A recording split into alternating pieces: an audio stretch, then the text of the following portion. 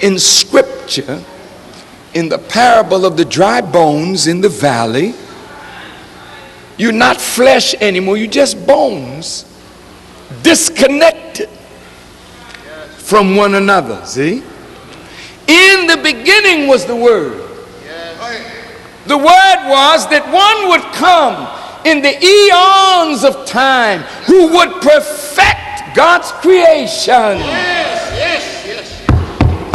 In the beginning. That's why the theologians said Jesus was in the beginning. He wasn't physically present, but the idea, the thought of one that would come at the end of a long period of time to perfect creation. Let me tell you something. You can't perfect creation until you perfect the human being. Because from a perfect human being will come a perfect world. So Jesus said, look at the words, be ye perfect, even as I am perfect. Now, in the beginning was that Word. But the Word one day would become flesh. That means that the man who would bring it about would come to birth. The man who would bring it about would come to birth. And that man, though flesh and blood and born of a woman, would be the vessel, to be the recipient of the Spirit and wisdom of God from the ages that would perfect man and perfect creation. In fact, this man is so heavy. He said, behold, I make all things new. He didn't say, I create. I'm going to take what already exists, and with my wisdom, I will reshape and refashion matter that is already here. And I will make a new thing.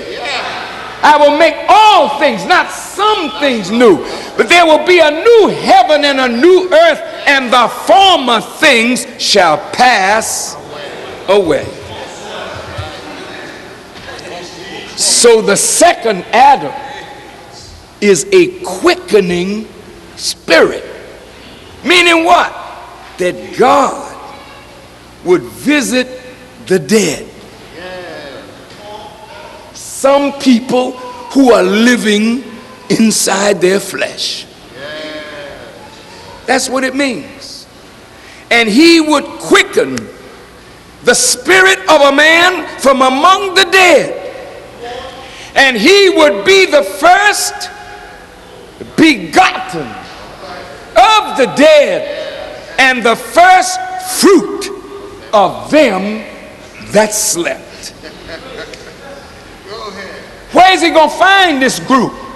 Well, the whole earth is filled with that kind of death. But there was a special cemetery that had the deadest of the dead. Where is this cemetery? Y'all all right? I'm coming home now. Where's that cemetery?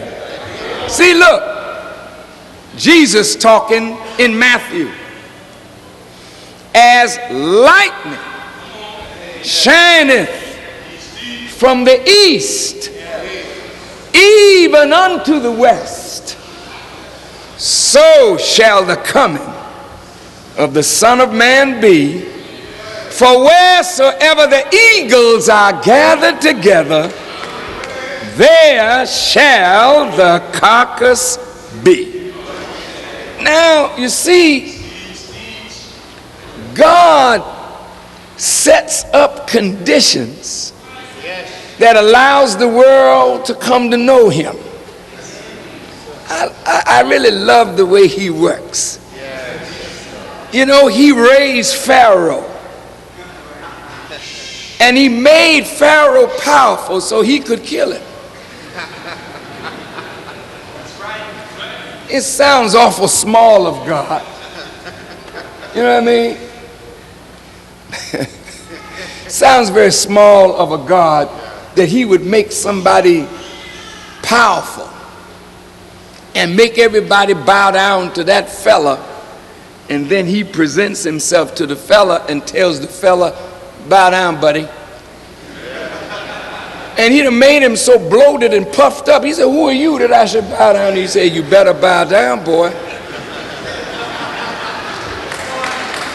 So the scripture says, every knee is going to bow and every tongue is going to confess, but he got to pick out the baddest one. You know how you do when you're fighting? You pick the baddest dude in the group and beat him down.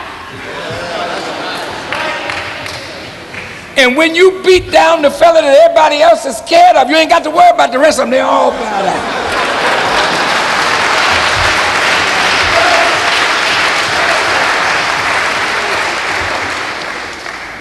Well, guess what? God has allowed America to be the most powerful and the greatest nation on earth, and reduced all other powers so that the whole world is focused now on America.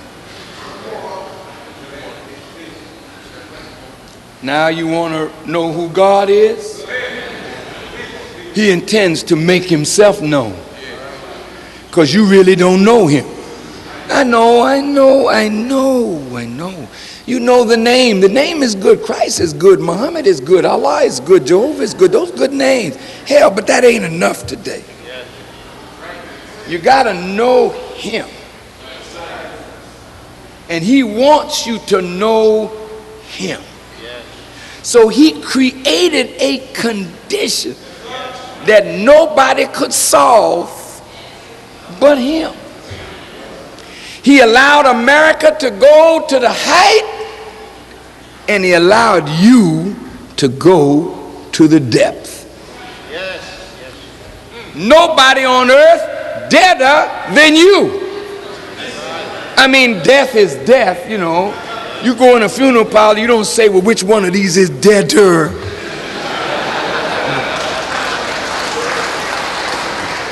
I used to go in funeral parlors and look at all the bodies, and I would go and touch that one, touch that one, touch that one. This one long, this one short, this one light, this one dark, but there's a common thing here. They all dead, boy. They didn't know I was touching them, but I knew I was touching them. So really the whole earth is a cemetery. But you are in the worst condition of any people on the earth. So God now this is where we may fall off the law. See? God is going to make a virgin pregnant. And unto us a child would be born, and a son would be given, and a government will be upon his shoulder. Now, not the U.S. government. So you shouldn't expect the U.S. government. Not the Chinese government. He's coming bringing a government. Ooh. And he shall be called Wonderful, Counselor, the Mighty God, the Prince of Peace, the Everlasting Father, and of the increase of his government of peace there shall be no end. But he's a man born of a woman. Now, listen. We're sneaking up on Jesus. Because he's to be born of a virgin.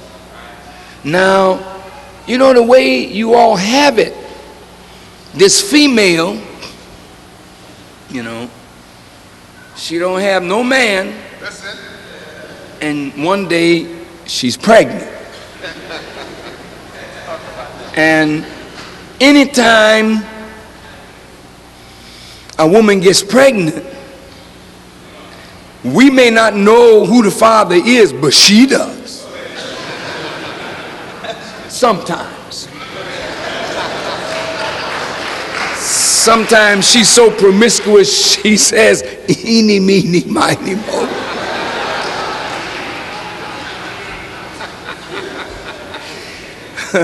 But most times, sisters, y'all know.